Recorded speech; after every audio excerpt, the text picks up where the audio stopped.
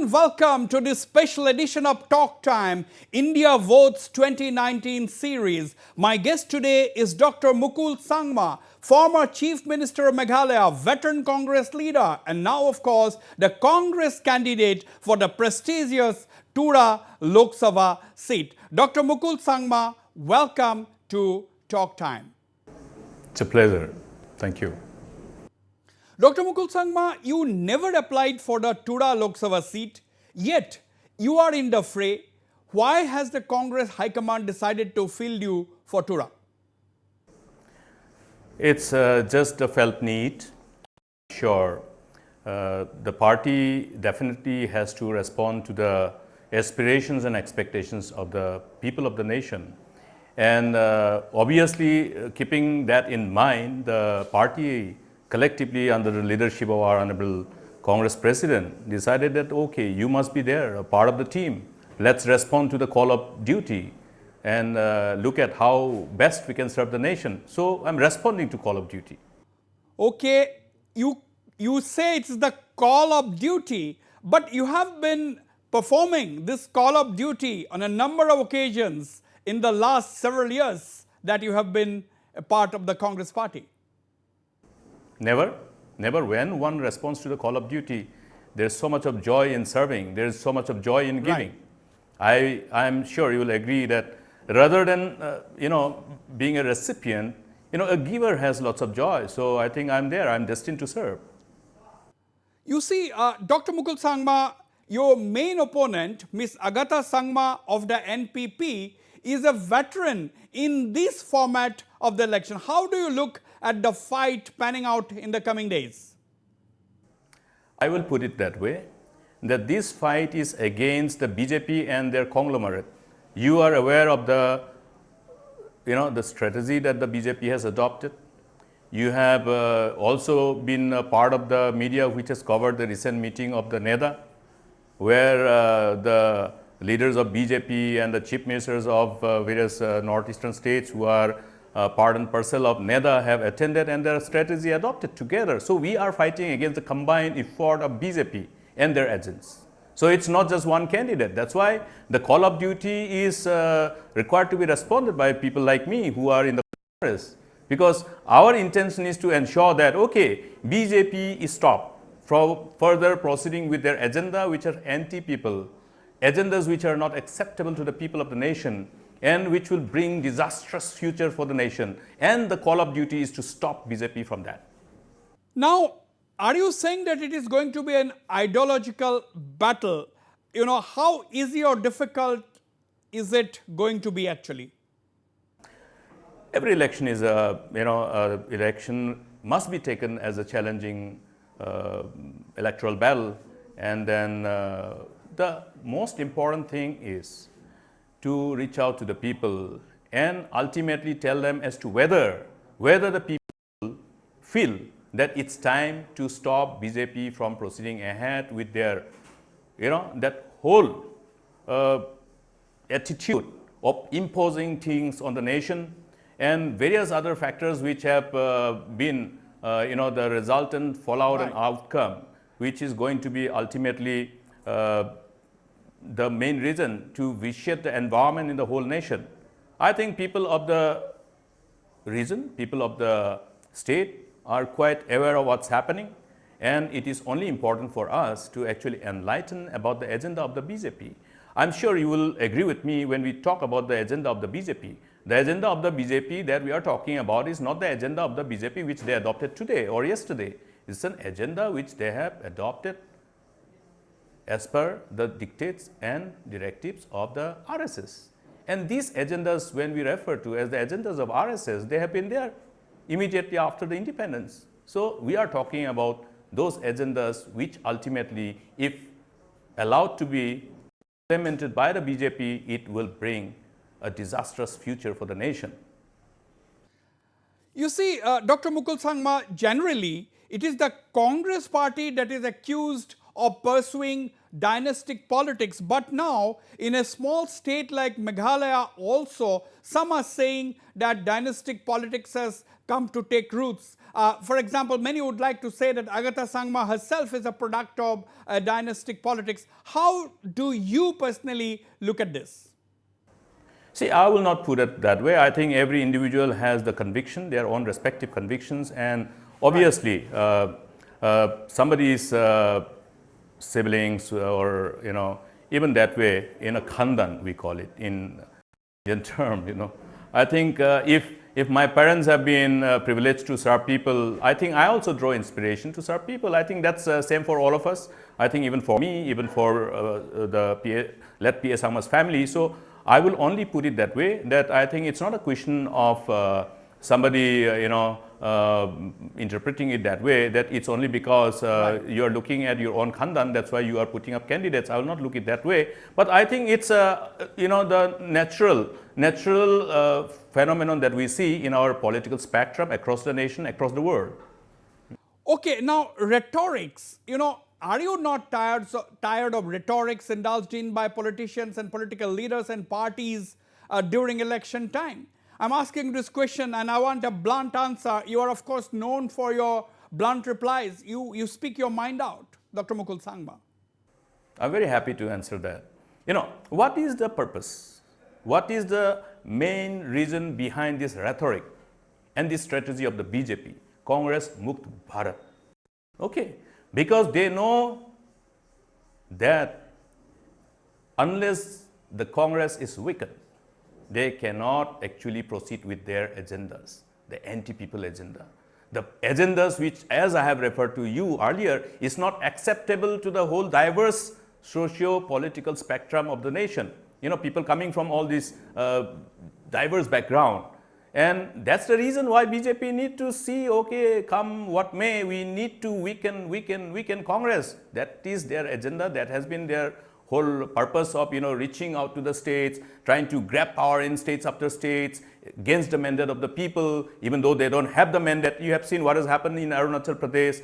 All the, the legislators who were elected in Congress as Congress nominees, what has happened? The whole lot, Chief Minister, the cabinet, the MLS, all, shifted en bloc. It is not without a reason. It is not without any inducement. So these are things which you have seen. You have also have the privilege of what is the recorded alleged conversation between the leaders of the BJP and son of one of the Congress MLAs in Karnataka, trying to induce and manipulate the whole system to ensure that, okay, you completely, go against the mandate of the people. This is what you have seen in Goa. This is what you have seen in Manipur. This is what you have seen in Meghalaya. So their agenda is to ensure that wherever they cannot confront the Congress directly as a political party, they find and explore the possibility of finding some other parties and bring them within their loop. They nurture them, they groom them, they fund them to fight against Congress. This is what you are seeing across the nation. Now again, 70 years after independence, Dr. Mukul Sangma, people are still talking. If I'm to say about the people in Tura, they're still talking about an airport, they're still talking about a railhead to the heartland of the Garo community. How do you look at it? Is it a failure of the successive governments in Meghalaya? Is it a failure of the successive MPs who have come to represent the seat of Tura? We know that civil aviation, the whole civil aviation subject is not a state subject. But having said this, I think state also has done quite, I must say, they have made substantial progress in seeing that, okay, what the government of India has tried to do over the years, state government supplements it to ensure that, okay, these aspirations of the people fructifies. And I must tell you, what has happened during the 8 years of my tenure as a chief minister is that the Baljak airport, which you are referring to, only airport which has been ultimately identified as the dedicated airport for the western part of the state, or even that way Umroi. These airports were never designed to actually facilitate landing and takeoff of bigger aircraft. I am afraid when I say that, because even when this airport, Baljak airport, was not capable of facilitating landing and taking off of the commercial aircrafts, it was inaugurated. No, this airport can actually facilitate only few-seaters, the private aircrafts, private airliners. Yeah. So that is what has happened. So eventually what has happened during our time when we had the privilege of being in the government, what we have seen is that, okay, let's actually fulfill the aspirations of the people. So what do we need to do? Okay, we need to ensure that the runway is capable enough of enabling taking off and landing and taking off of bigger aircraft, the commercial aircraft. So we took extra land. The land acquisition process has been completed. And in fact, even in respect of Umrah Airport, the same thing has been done. And you must appreciate the fact that Umrah Airport, Shillong, it was surrounded by big villages, residents, and how difficult it is for any government to actually prevail upon the residents, the people, to ultimately agree to the proposed land acquisition of the government and agree to shift their villages. So this is what has been done by our government. And that is something what I will say is an achievement, a milestone. But post acquisition of the land required for that, I think the other works which is vested with Government of India, they should do. And this is what we will ensure that it happens. It is well indicated in our manifesto. Well, again, you know, this is a very critical election for the Congress in the Northeast. You see, the BJP, in collaboration with its regional allies, are trying hard to achieve a Congress-mukt Northeast. How do you look at it? Are we a worried man? It's a very important election for the nation. You have seen what has the nation gone through in the last 5 years. I ask people, I ask the youth, are you having Achhe Din? They said no. I have asked the farmers, are you having Achhe Din? They said no. I asked the traders, are you having Achhe Din? They said no. Then who is having Achhe Din? You know, so it's time to free the nation from the Bure Din. They might say, okay, how do you say Bure Din? But if the farmers are saying, no, hamara Achhe Din hai, hamare Bure Din hai. If the youth are saying, no, hamara Achhe Din nahi, hamare Bure Din hai. If the traders are saying, no, hamara Achhe Din hai, Bure Din hai. If the exporters and other people who are engaging in international trade and commerce are saying that hamara Achhe Din hai, Bure Din hai. If the corporate houses are sinking and ultimately becoming bankrupt, and you have seen how much of, you know, that non-performing assets is actually crippling the economy, is it Achhe Din? You know, so I am sure the nation needs to ultimately free the nation from this Bure Din. You see, Dr. Mukul Sangma, you are a veteran Congress leader, you are a veteran politician. Now, people would obviously want to know your vision for your constituency, your vision for Tura. So what is it? You see, I had the privilege of being minister for many, many years. I had the privilege of being the deputy chief minister and even the chief minister of the state for long 8 years continuously. Now, having said this, I will tell you one thing. There is a need to ensure that the government in Delhi is a government which understands the complexity of the problem of the Northeast, understands the whole background of the history, the legacy as to how the union of states post-independence have all come together and ensure that we have this great nation. Now, the problem with the BJP and the leadership associated with them is that they don't understand this background, this legacy, or even though they understand, or they may not try to even understand because they have some other agenda. That's why you have seen how they have crippled the Northeast. If you go and look at all the records and data available in the parliament from the Ministry of Finance, you will see how all the funding projected in the budget have not been released to the northeastern states. You will also be surprised, even a dedicated ministry like Ministry of Donor, under which you have the non-lapsable central pool of resources. Non-lapsable, I'm talking about fund which is dedicated for the northeastern region. That means all the ministries who are actually passing their budget has to have invariably a 10% of budgetary allocation for the Northeast. And if they cannot spend that, that money ultimately will be accrued to the NLCPR. And that should be spent for the overall development of all the northeastern states through this ministry. Now, what has happened after the coming of this BJP government?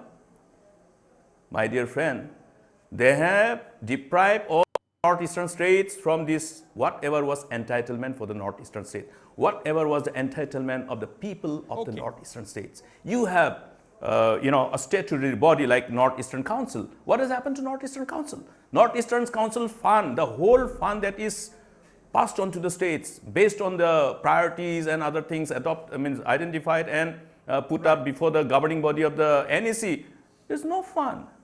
No fun. It's a deprivation. So we understand that this resource-starved region, the resource-starved states of the Northeast require support system in Delhi to ensure that, okay, we provide all the support necessary for the states to ultimately keep the pace of development and catch up with the rest of the country, and ensure that there is no sense of alienation amongst the people from the feeling of neglect, which is prevalent now. I would like to pick your thoughts on another issue, that is of floor crossing. We have seen that political leaders, politicians, they leave their original party at the drop of a hat the moment they are denied tickets. This is particularly true in the Northeast. So what does this floor crossing mean? What does this reflect? What is going on? We have seen recently in Meghalaya, in Manipur and other places, those candidates who are denied tickets just walk out and join another party and join the fray. You see, different people have different,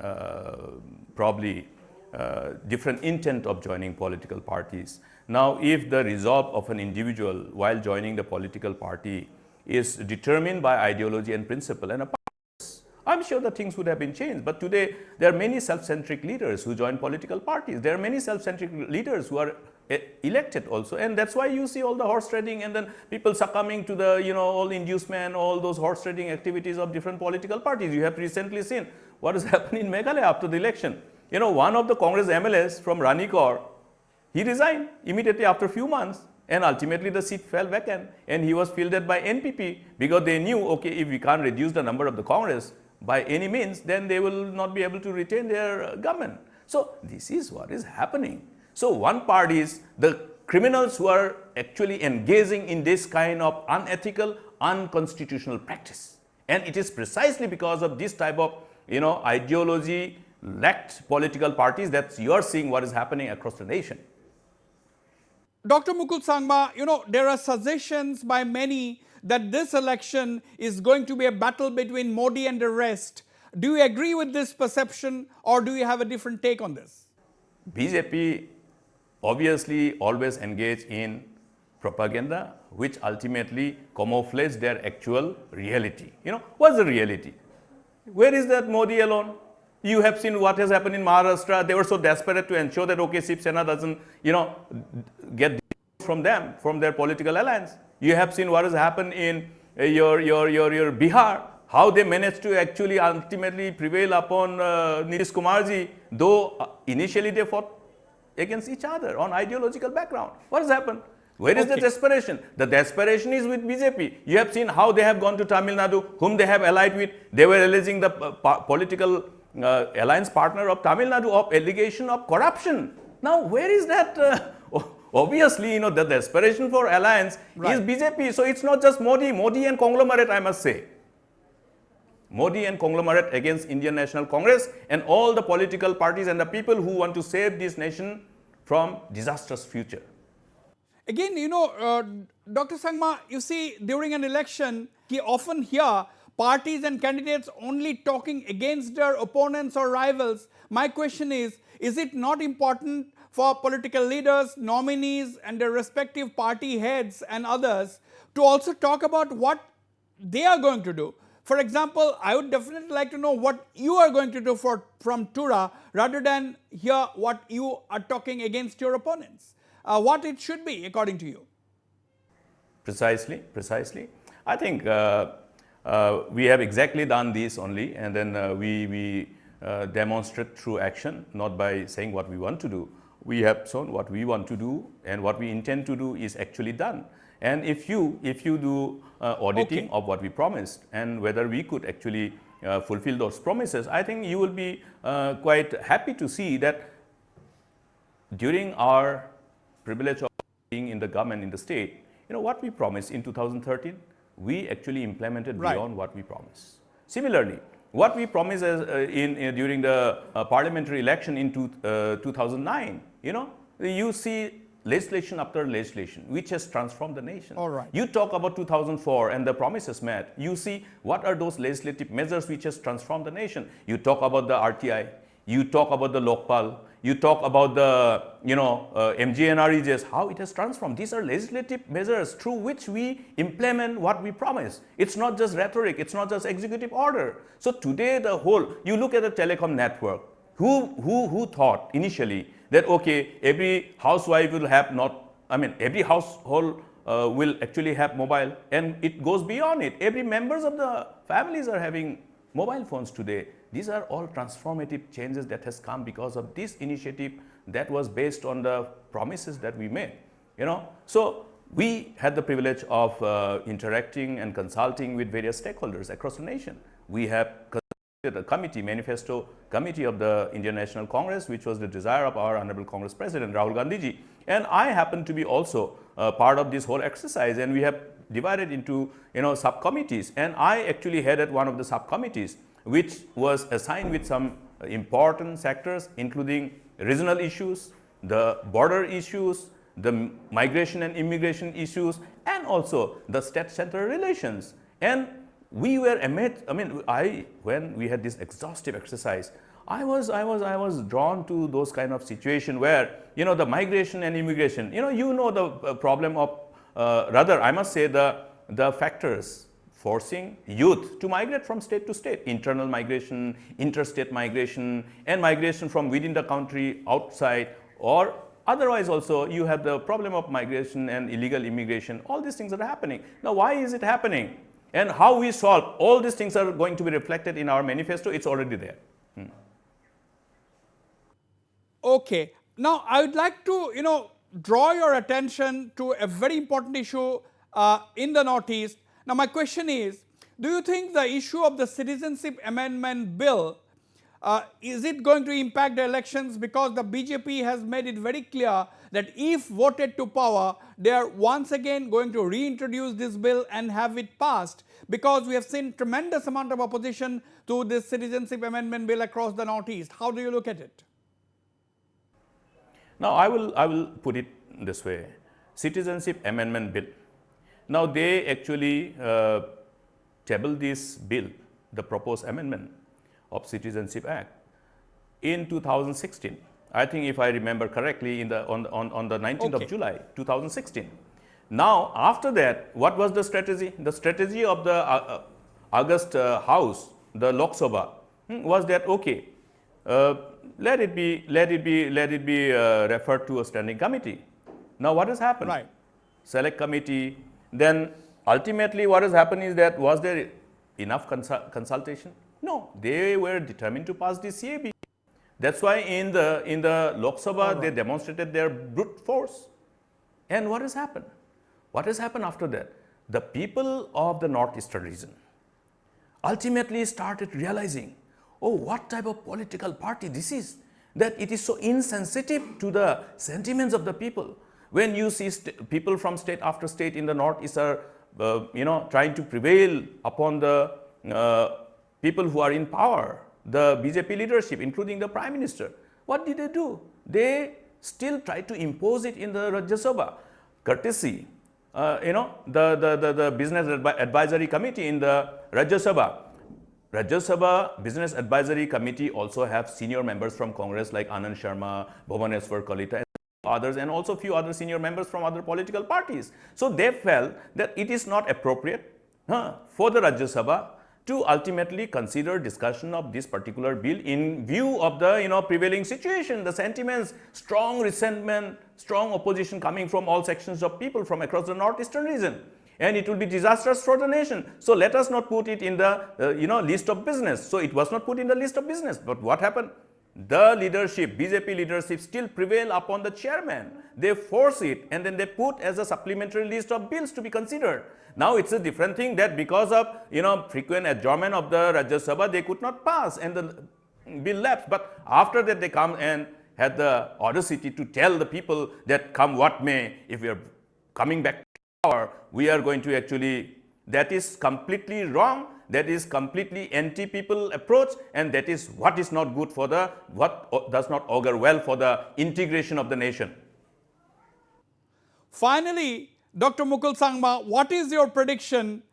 What will emerge on 23rd of May, the result day? Do you think it is going to be NDA once again? Do you think it is going to be non-NDA this time? BJP and conglomerate will not cross 237. This is my prediction. Okay, are you then saying that it is going to be the Congress that is going to play a very lead role on 23rd of May? Are you saying that? I'm absolutely confident of the, the ultimate outcome based on the wisdom of the people of this great nation. And that's the reason why we are here as candidate. All right, Dr. Mukul Sangma, we'll all have to wait until the 23rd of May to know what awaits this country, who is going to occupy the hot seat in New Delhi or, as the Prime Minister, or who is going to head the government. On that note, Dr. Mukul Sangma, thank you very much for speaking to me on Talk Time. Thank you. Pleasure always.